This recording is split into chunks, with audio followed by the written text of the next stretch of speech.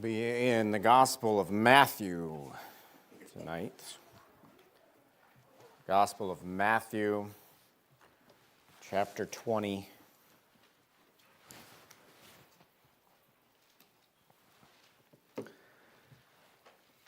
Yesterday was preaching of worship, how missions is worship. And the missionary quote was, "I've learned to hold all things loosely so God will not have to pry them out of my hands." Today, I'd like to say a few words on how missions is, it's a dirty word. It's a four-letter word. It's a word people don't want to hear. Some people get offended by it. Why'd you have to bring that up? He said it, not me. It offends you.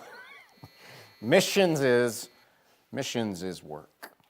Hudson Taylor said, "God's work done in God's way will never lack God's supply."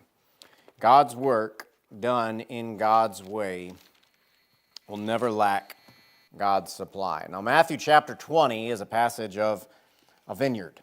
The kingdom of heaven is like unto a man which is an householder, which went out early in the morning to hire laborers unto his vineyard. When he had agreed with the laborers for a penny a day, he sent them into his vineyard. You might say a penny's not much. Well, obviously, we don't even make pennies anymore in America. But the penny at this time was worth, that's a day's wages. That's how much you would make in a day. So add that up, whatever you're making in a day, that's how much they were agreed upon.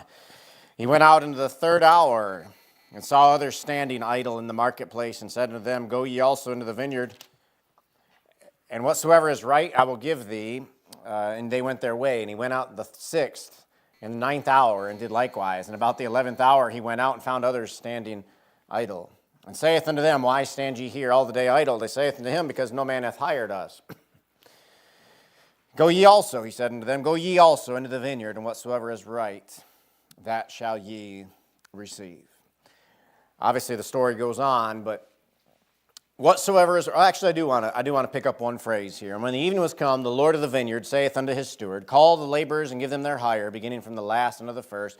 And when they that came were hired about the 11th hour, they received every man a penny. And when the first came, they supposed they should have received more, and they likewise received every man a penny. And when they had received it, they murmured against the goodman of the house, saying, These have but wrought but 1 hour, and thou hast made them equal unto us, which have borne the burden and heat of the day." Of course, Jesus was right. Jesus is not a communist. I've had to repeat that over and over and over, and preachers repeat that over and over and over in the former USSR countries. Jesus is not a communist. This was his money to give. They agreed upon terms, and God, or Jesus, this householder, rightfully abided by the terms that was given. But here's an interesting story about a man, a householder of a vineyard, and he needed laborers, and he went out and found them immediately, and then he said he needed more, and he went out and found more, and then got halfway through the day, and he said, "I needed more," so he went out and found more, and down to the very last hour of the day, he said, "There's still more to do. Is there anybody yet to come work?" And you notice with Jesus Christ, there's never a mention in the Bible where he says, "I have enough workers, I don't need any more." Part of that, I guess, is just because the world's changing and people grow up, and our pastor started this church when he was quite a young man, and things have changed since that first day, 49 years ago. This year you'll be pastoring here. Things change. Brother Dan, you were a young man when you first started coming, and others have been born into this church, and things change, and laborers die. There's always a change. There's always a growth. As the brother mentioned yesterday, many retire from work for one reason or another. And I think the statistics show that more retire than new go in. And so Jesus, or this husbandman, or this laborer, this householder, has to go out in that third hour and say, "Where are the laborers?" He has to go out in that 6th hour, that 9th hour, and say, "Where are the laborers?" You've heard this song before. "There is peace and contentment in my Father's house today. lots of food on his table, and no one is turned away. There is singing and laughter as the hours pass by, but a hush calms the singing as the Father sadly cries, my house is full, but my field is empty. Who will go and work for me today? It seems my children all want to stay around my table, but no one wants to work in my fields. No one wants to work in my fields. Read a book a while back because of COVID times that said that Men Without Work was the name of a book, and it listed in there and said there was 8 million working age men in this America that are not working nor looking for work. 8 million. Now, statistically, that means 1 out of 12. 1 out of 12 men in this great country are neither working nor looking for work. Instead, if you were to add up the working hours, it's about 2,000 hours a year. They spend those 2,000 hours, 2,000 hours. 2,000 hours every year are spent sitting idle. In the screen, on the phones, with joysticks in hand, 2,000 hours are spent idle. Why stand ye here all the day idle, this man cried.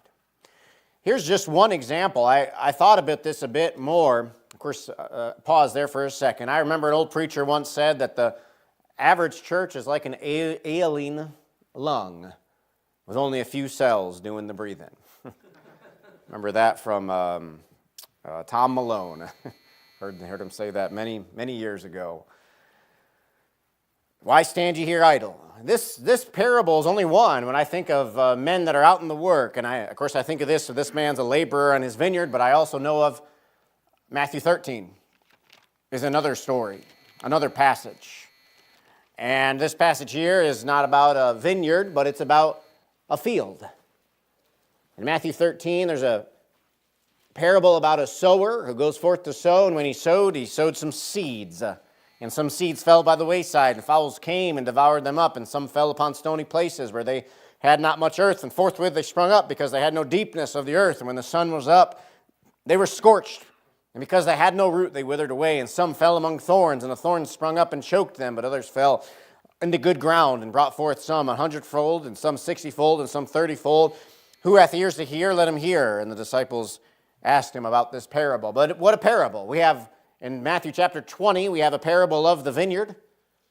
And in Matthew chapter 13, we have a parable of the field. And this field here is a field of a husbandman where he's farming, where they're planting seed. And some seeds went out successfully.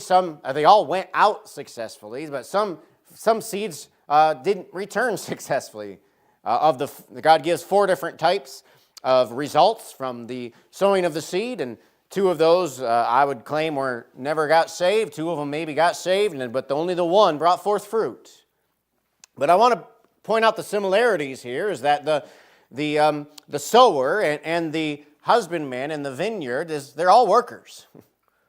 Planting and working on a farm is also a lot of work. And I went to look, try to think of how many hours, how hard it was to hold a vineyard. And we had one, a small one, overseas, and nothing came of it as far as our labor came. But vineyards they're kind of fickle. They're kind of hard to come to work and to treat them and to keep them going. And you have to have quite a bit of knowledge and quite a bit of technique, and there's quite a bit of skill. And there's a reason why that. What's his name? Jezebel and King Ahab wanted Naboth's vineyard because why it was worth so much, because Naboth's vineyard was an old vineyard, and the older the vineyards are, the better fruit they produce, and the older they are, the more work's that been put into them, and the better the grapes taste. The older the vintage, it starts with the age and the work put into the very tree, the plant that's there. And I got looking at maybe 1 acre of a vineyard, and I realized that for 1 acre of vineyard, which that's not really a lot, that's more than one man can handle, unless maybe it was his full-time job, just 1 acre. And I think about farmers. I know the average farmer, so we're looking at the man who sows the seed. The average farmer works, in the summer probably a little bit less, but they say that farmers work an easy 10 hours a day every day. There's just about no break for farmers, and especially when it comes to that harvest time, it's not uncommon at all, depending upon how the weather sits. It's not uncommon at all. About 10 o'clock, midnight, 2 o'clock, you'll see tractors out in the fields with their lights on, and time is not the question.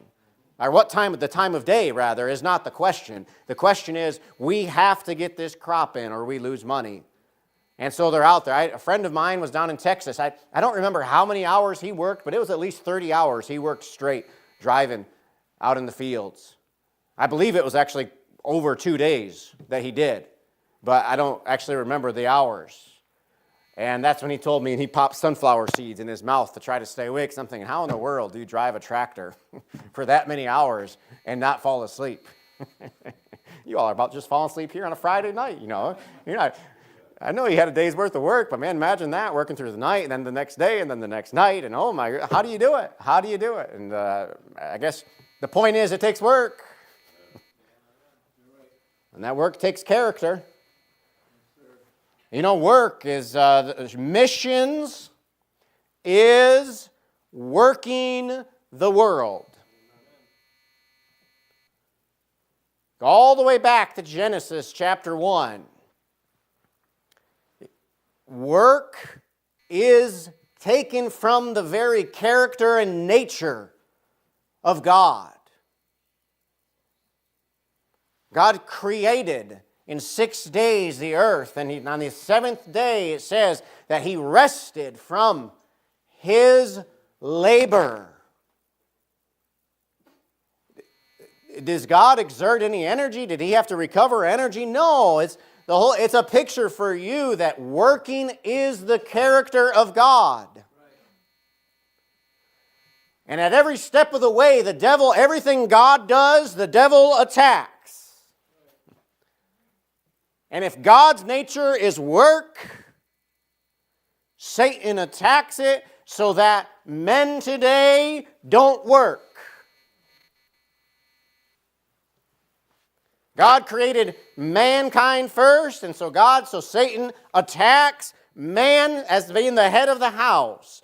God created the earth for it to be planted and to be harvested and to be worked. And so Satan comes along and he has us put pesticides and herbicides and Roundup and all this junk in the ground that when we eat it, we have, I don't remember how many, 40 some odd million pesticides that we consume in a year in our bodies. Why? Because everything God does, the devil hates and the devil attacks. And it goes all the way back to Genesis chapter 1 and chapter 2 and chapter 3.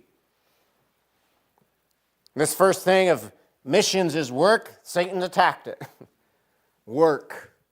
You know what a missionary, when he goes, before he can even go over to the field, it's 2, 3, 4 years of non-stop on the phone, calling. I think my goal at one time was to make 100 calls in a day. I don't know if that's a lot or a little. That was just my goal. Of those 100 calls that I made in a day, I would get a hold of 10 secretaries. Of those secretaries, I'd reach a couple pastors. Of those 10 pastors that I got a hold of, so I'm cursed because I went to Pensacola Bible Institute, and when my name's connected with Dr. Ruckman, it's like, you're done. So I called, and you get set up, and then I talked to, out of 100 calls, I talked to 10 pastors, and I might get one meeting scheduled out of 100 phone calls. Of the meetings that I got, these two gentlemen here are, man, they're just so much nicer than I am. So their stats are probably 2 times and 3 times higher than mine. Amen, brother. Yeah. Of the meetings I got, my goal was to schedule 135 meetings a year. In 52 weeks, I wanted 3 meetings every week. That's work. We were so tired at one point in time, we were an hour away from the Grand Canyon, having never seen it before. We were there on a Saturday. We had a day off with no meetings, nowhere to go, and everyone was saying, oh, you got to go see the Grand Canyon, and yeah, that sounds great. And we had a place to stay, and we had no one to talk with that day, and my wife just kind of looked at me, and she says, you kind of the Grand Canyon. Then I looked at her, and I said, it's just a hole in the ground. You want to go? No. That close, we didn't see it. What's going wrong with you? Hey, we had seen Yellowstone, we had seen Mount St. Helen, we had walked up this other mountain over there and this one over there. We had been through Yosemite, we had seen the big sequoia trees, tried to hug them and failed. We'd seen the Pacific Ocean, we've been here, we've been there, we've been there. It's like, I'm just tired.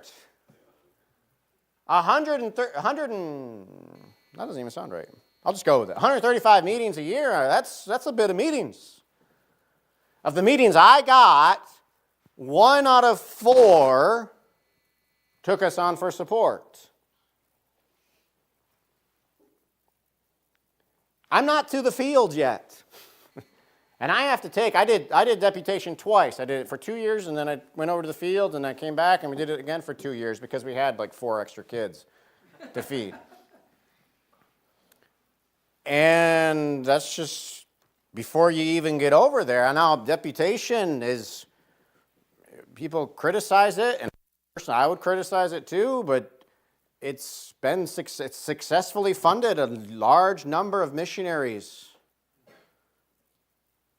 There's been a large number, thousands and tens of thousands of souls have been saved because of the fruit of deputation and missions conferences and churches funding and giving.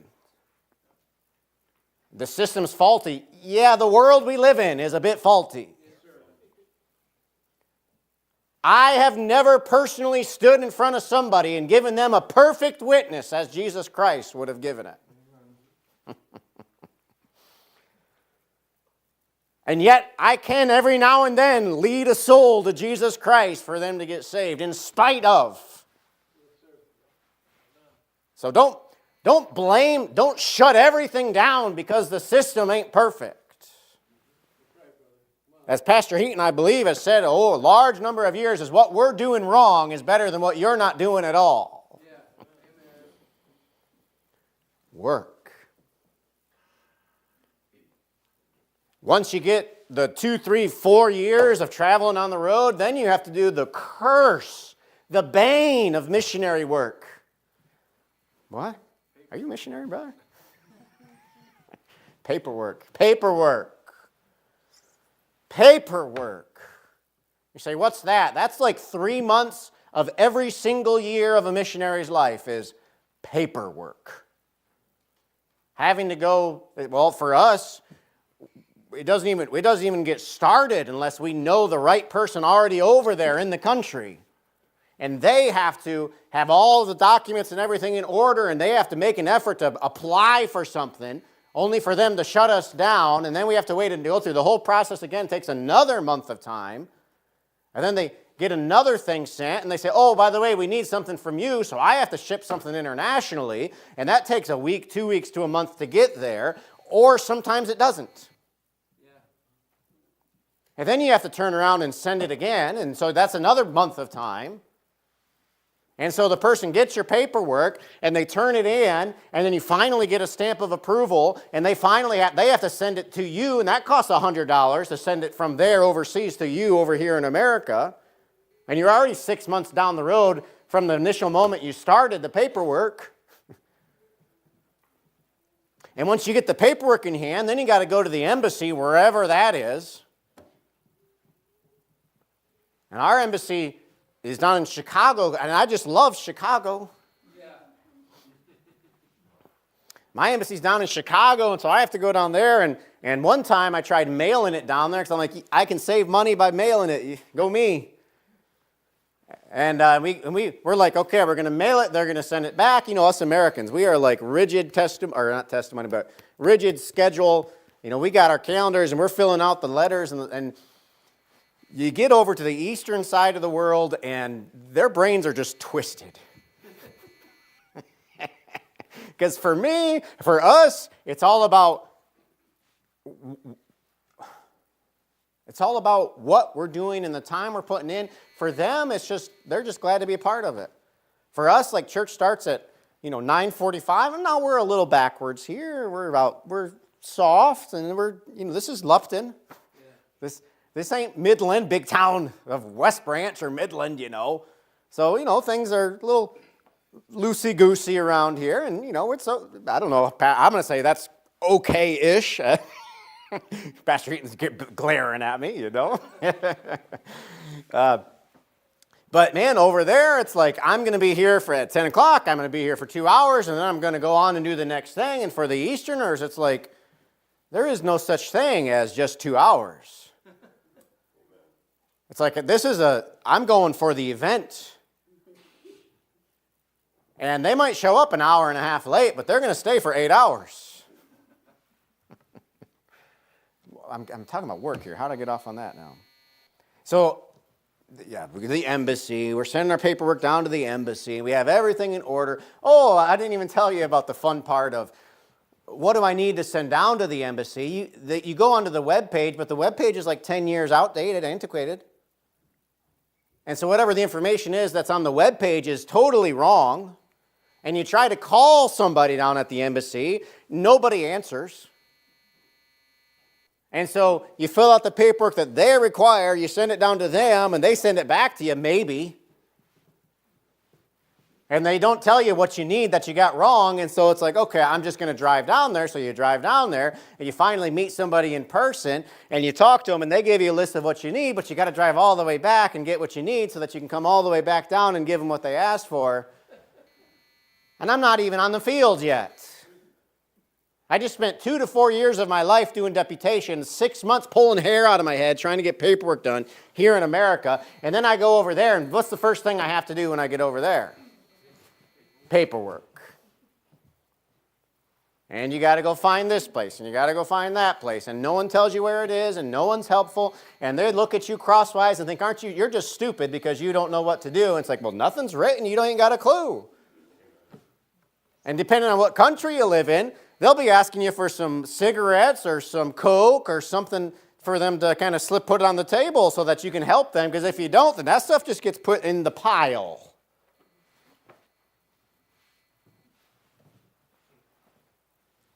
Man, I just want to be a missionary. I just want to preach the gospel. I just want to see people get saved. I want to see the Bible work on people's hearts, but I can't even get to do that unless I'm faithful to do the work that's going to get me there. The glamorous work. The work that puts dirt in your fingernails, gunk on your ears, sweat off your brow, dirties your shirts, rips your knees. The glamorous work of the field. And once I finally get through that, I'll be living my life, I'll be working throughout, finally get there. Somebody asked me once, what's your average week look like on the mission field? And you kind of do this. You go, my average week.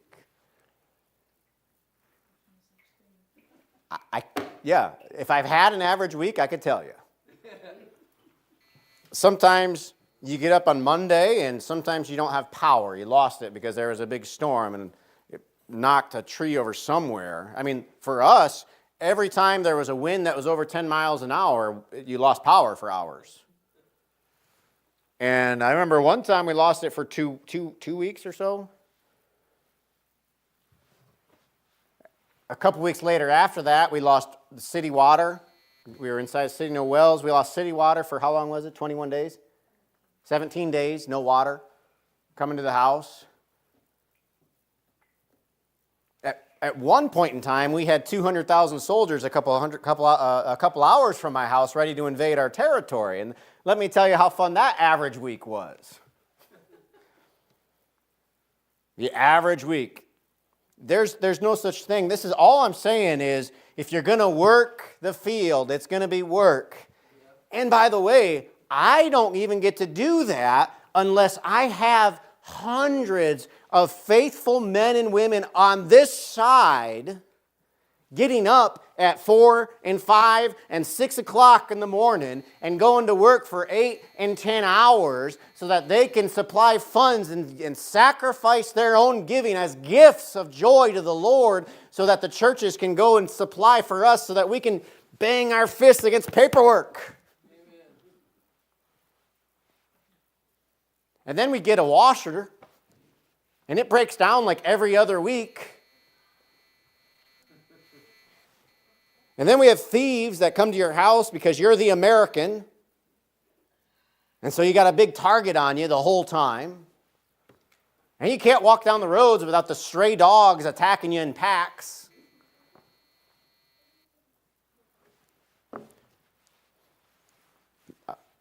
I'm not doing much Bible preaching here.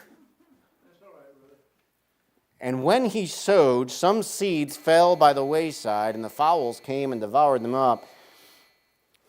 Somebody said there's no short-term solutions for long-term problems. The job is to work the field. The job isn't to stay away from it. The job is to get in it and to work it, to be a part of it, to go make money, to go be the best worker you could possibly be. I've heard several testimonies of people that had worked at a business and they had done such a good job and earned such a good reputation that the employees asked them and said, okay, we need another man for the job. Can you get somebody from your church to come over here and apply because we love you and we want more like you? At its root, Christianity is a good work ethic. At its root, Christianity is being dependable and trustworthy, being morally righteous, upbeat. At its root is you need to be dependable and faithful. The job is to get into the work. The brother Flynn said he wanted to be a doctor. There's nothing wrong with that. If that's the way that he had peace with God to go lead, then he got the education, or go get the education and go do the work and just go forward. You know how many rich people God used in this book? I'm actually kind of convinced that with the Old Testament Jews, where God's commandment was He was going to bless them physically and financially and take care of them and protect them, but there were still poor people there. I'm kind of actually convinced that the poor people of the Old Testament were poor because they were lazy. I didn't say you. I didn't say the church in the New Testament. I'm not teaching prosperity gospel. I'm preaching work. Yeah. The job isn't to isolate it. There's no place in the scriptures that say, become an elitist, isolationist that has nothing to do with the field that you're commanded to work in. The commandment is, give your heart and soul to Christ first and go pour your life in love out into the field to go win them. Work. These two fields, these two parables are interesting to me to know that the one was the vineyard. The vine, the vineyard, in my mind, is a type of the nation of Israel. I say that because in Matthew chapter 21, it talks about the vineyard, and it talks about how the homeowner sent his own son down to the vineyard to order it, and they took his own son and killed him. The vineyard being a type of Israel. This field here in Matthew chapter 13 is a type of the world. Our labor was for the Jews. Their Jews were to be amongst their own people, and then it was also to be out amongst the world. A third part, you could say, would be laboring, is you would find that there was a shepherd who had sheep. And of course, raising animals is a bit of labor. And you have, according to 1 Corinthians 10, verse 32, you have three divisions of people in the world: the Jews, the Gentiles, and the church of God. And the labor was to be given and done amongst every single one of those. Yep. Work is the foundation of missions. God works in Genesis chapter 1. Guess what happens in Genesis chapter 2? He creates a garden. And what was Adam's creation? What was his prime, sinless, God-given directive in Genesis chapter 2? Work. You go on through chapter 3, 4, 5, 6, all the way down. It was always work, work, work, and work. Work is the foundation of missions. Work is the funding of missions. I have some friends that make a little bit of money. My friends are typically, if I say it's a friend, he's a Christian who loves the Lord. I have some friends that make a little bit of money, and you know what their heartbeat is? Their heartbeat is to give it to the Lord. Amen. We have a mutual friend, or at least an acquaintance, that makes the 7 digits over, and that man, if riches increase, that doesn't say they never should, but if riches increase, what does the Scripture say? Set not thine heart upon them. So in this mutual acquaintance that we have that makes quite a bit of money, what does he do with that quite a bit of money? All the time giving it away to churches, giving it away to missionaries, giving it away to projects. Several times over my missionary tenure, I had $5,000 and $10,000 checks come in just totally randomly out of the blue.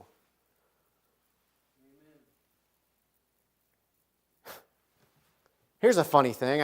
My time is closing up to an end here. Work is the foundation of missions. It's the funding of missions. Work is the feature of missions. Let me give one illustration, and I'll close this up tonight. George Mueller. George Mueller in the 1800s, he was saved at the age of 20. He trained to be a missionary and ended up being a pastor in Bristol, England. The stats, you know, that he had over 10,000 orphans. He had a Bible Institute where they trained over 121,000 students. They sent out through their church and ministry, they sent out 163 missionaries. They received, he kept records and 20,000 answers to prayer. He printed 111 million tracts. He prayed in $5 million, or as you would convert it, of course, if you converted it today, next year you'd have to double it. But he converted $5 million as approximately $150 million. This man, according to his own burden, his own desire was to never ask anyone for anything, but simply to pray it in, and he prayed in $150 million. Now, all of that is just, I don't know what to think about that. That's, to put it plainly, that's something. But I want you to think about something here. And the fact that he did that, of course, is just, it's God. It's amazing. But maybe you, do you think that George Mueller sat on his knees all day and just waited for money to come in? When we say something like that, you think, well, God just provided. And God's been good to me, and He's provided for me. But do you know do you kind of get the idea that a man like that, he's not just sitting twiddling and doing nothing. He's not taking those 2,000 hours a year and not working. He just wasn't working a job that paid him money, but he was working. In the process of him working, God provided. I can give you my own testimonies of how I worked and saved money, and I took that money and used it in a project for God. And then I can give you other testimonies where I didn't have the money, and God provided the money for the projects for God. But the idea is, oh, God's just going to provide for me, so your idea is that I'm going to do nothing so that someone else who's doing the work will be burdened by God to take care of this lazy loafer. That's not missions. That's a gracious God. God's better to us than we deserve. But missions is work. And the call is, who will go and work? There's never been a time, you'll see it in Genesis, you'll see it with Joseph, you'll see it with Moses and Joshua, you'll see it through the Judges, you'll see it down and through Ezekiel and through the prophets. There's always a calling, there's always a question being sent forth. Who will stand before me and help me? Whom shall I send and who will go for us? The question's given out in Ezekiel chapter 22. I sought for a man. 1,000 years, 500 years before Christ, God was seeking. When Jesus came on the scene, what was He looking for? People to follow Him. After Jesus Christ passed on into heaven, His commandments were given out. Go ye into all the world and preach the gospel to every creature. What is He looking for? Workers. 2,000 years later, after there has been church movement after church movement after church movement after church movement, the call's still going out. Where's the workers? Where's your heart in working for Jesus Christ? Mrs. Heaton, would you come play us something on the piano? Let's spend a